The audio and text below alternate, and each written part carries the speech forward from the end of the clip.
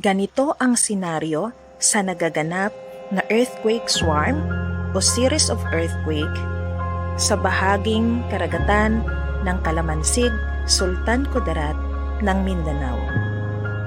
Mula January 19, 2026 hanggang sa kasalukuyan, January 30, 2026, mahigit 2,000 pagyanig na saklaw ang Cotabato Trench.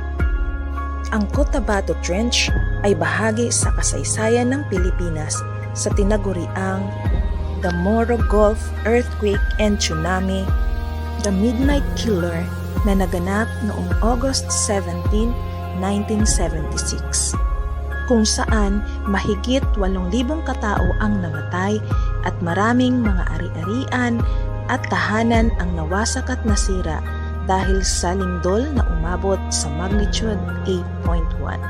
Ganito naman ang larawang nagaganap ngayon sa pagitan ng Cotabato Trench at Philippine Trench. At ngayong 7:07 ng gabi, January 30, 2026, sa karagatan ng Surigao del Sur ay nagdulot ng magnitude 2.5 na pagyanig. Ito po ay halimbawa lamang upang maipakita na ang kabilang bahagi ng karagatan saklaw ng Philippine Trench ay may nagaganap ding tensyon. Kapag ang mga pagyanig ay nagpatuloy sa Cotabato Trench at Philippine Trench, ito ay magiging banta sa posibleng kolisyon sa bahaging kalupaan ng Mindanao.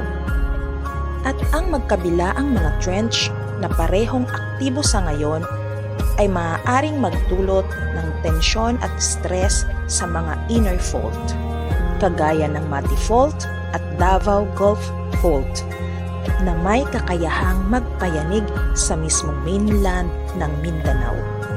Ito po ay pagbabahagi lamang ng kaalaman mula sa sariling pangunawa at pananaliksik at walang intensyon na magdulot ng anumang takot, kundi upang magbigay ng impormasyon para mas lalong maging handa at alerto ang lahat.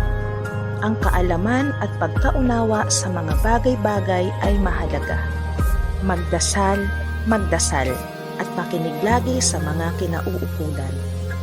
Ingatan ang sarili dahil ang buhay ay mahalaga. God bless, keep safe Mindanao.